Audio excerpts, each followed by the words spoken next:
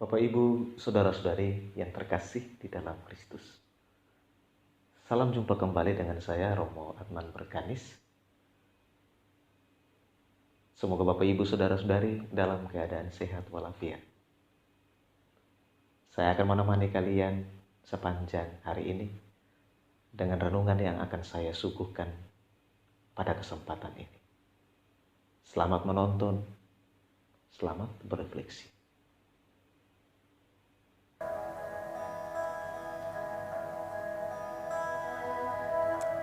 Bapak, Ibu, Saudara-saudari yang terkasih di dalam Kristus.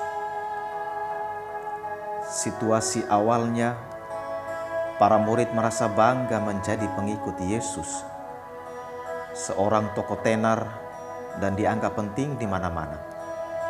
Semua yang dilakukan oleh Yesus serta tanggapan orang banyak membuat mereka penuh percaya diri dan penuh keyakinan.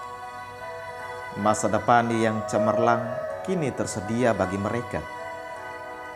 Yesus sendiri sebenarnya beberapa kali berusaha membuat kepala mereka tetap dingin.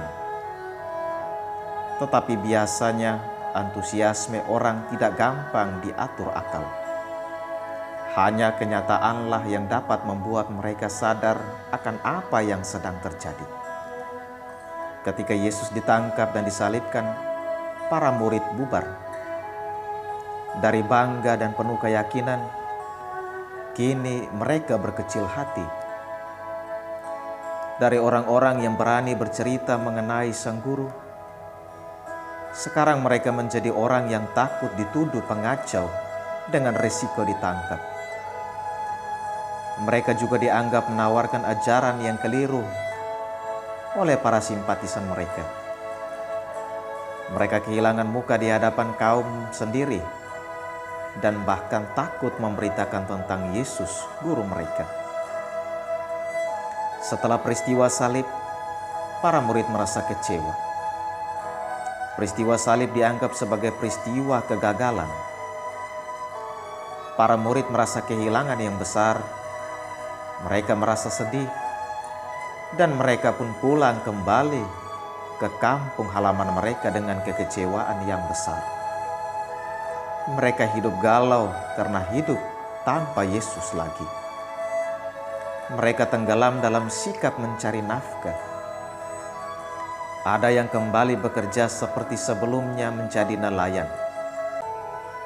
Dalam Injil hari ini dapat kita temukan ada 2 orang murid yang pulang ke Emmaus.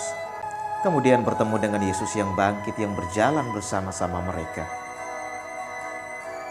Namun ada sesuatu yang menghalangi mata mereka sehingga mereka tidak dapat mengenali Yesus. Yesus hadir dengan menyapa mereka dengan pertanyaan mengenai apa yang mereka percakapkan. Mereka mengira bahwa Yesus adalah orang asing yang tidak tahu apa yang terjadi belakangan ini di Yerusalem. Yesus menegur mereka dan menyebut mereka sebagai orang bodoh. Yesus pun menjelaskan kepada mereka apa yang tertulis tentang dirinya, mulai dari kitab-kitab Musa dan segala kitab nabi-nabi. Ketika mendekati kampung yang dituju, mereka pun meminta Yesus untuk tinggal dan bermalam bersama mereka. Waktu makan dengan mereka, Yesus mengambil roti, mengucap berkat, lalu memecah-mecahkan roti dan memberikannya kepada mereka. Pada saat itulah mata mereka terbuka dan mereka mengenali Yesus.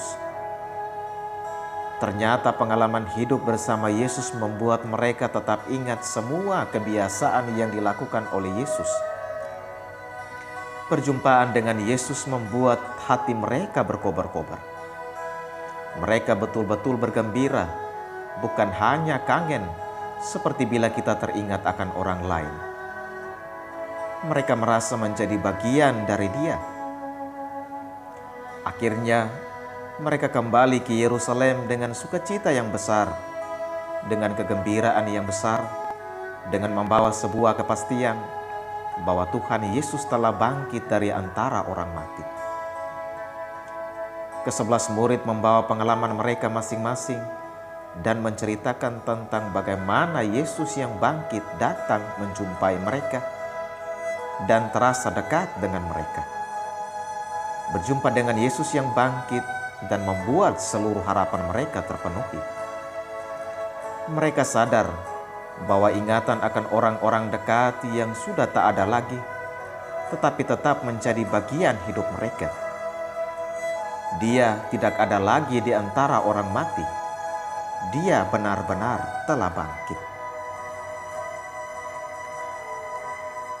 Bapak, Ibu, saudara-saudari yang terkasih di dalam Kristus, peristiwa Tuhan Yesus yang bangkit menampakkan diri kepada para murid, membuat para murid berbalik haluan, semakin tak ragu lagi, semakin yakin, dan semakin berani untuk bersaksi tentang Dia yang bangkit itu.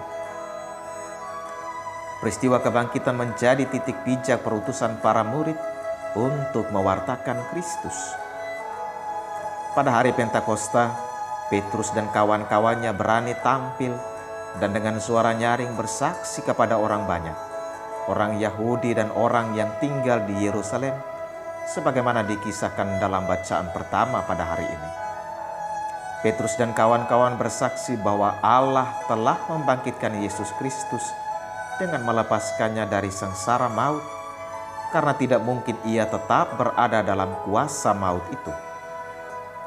Tentang kebangkitan Kristus, Petrus dan kawan-kawan mengatakan bahwa mereka semua adalah saksi.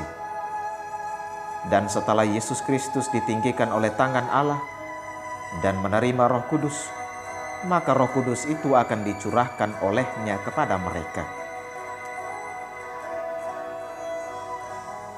Bapak, Ibu, saudara-saudari yang terkasih di dalam Kristus, peristiwa kebangkitan Tuhan adalah peristiwa yang mengubah hidup para murid. Peristiwa kebangkitan adalah peristiwa penuh pengharapan karena akan membawa manusia kepada kepenuhan hidup, yaitu hidup yang telah tertebus. Kita pun diajak untuk hidup seperti layaknya orang yang telah ditebus, diselamatkan. Sebagai orang yang diselamatkan, kita mesti tunduk kepada Kristus. Dalam bacaan kedua hari ini, Rasul Petrus menasihati kita untuk hidup takwa kepada Tuhan. Sebab kita telah ditebus dari cara hidup yang sia-sia. Kita telah ditebus bukan dengan barang yang fana, bukan pula dengan emas atau perak, melainkan dengan darah yang mahal, yaitu darah Kristus yang tak bernoda dan tak bercacat. Kita diajak untuk tidak menyia-nyiakan penebusan Kristus yang sudah dianugerahkan kepada kita. Tuhan yang kita imani telah bangkit dan tinggal hidup di antara kita. Tuhan yang bangkit dapat menghapus semua kekecewaan kita dan semua rasa takut kita. Tuhan yang bangkit membuat kita menjadi orang-orang bebas, orang-orang merdeka. Tuhan yang bangkit membuat kita menjadi pemenang yang tidak berdiri sendirian. Bila kita tetap beriman kepadanya, Dia akan senantiasa hadir bersama dengan kita.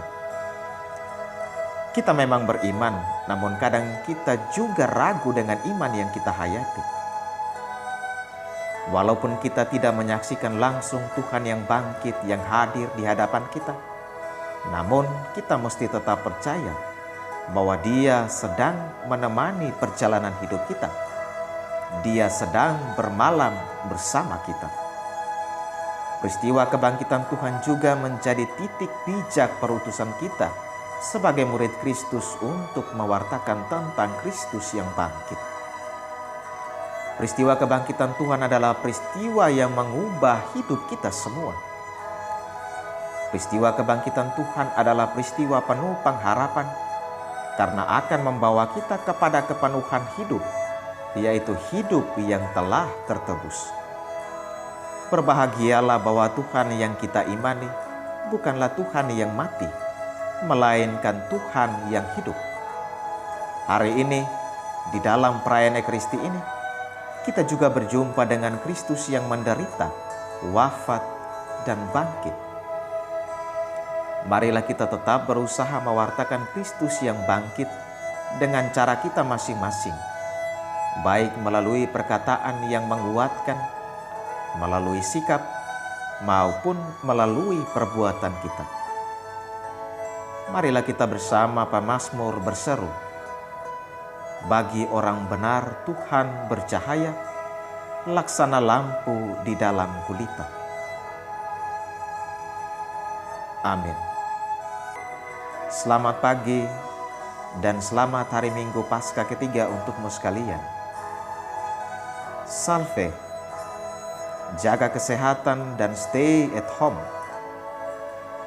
Tuhan memberkatimu sekalian. Terima kasih sudah menonton video ini. Jangan lupa like, komen, dan subscribe.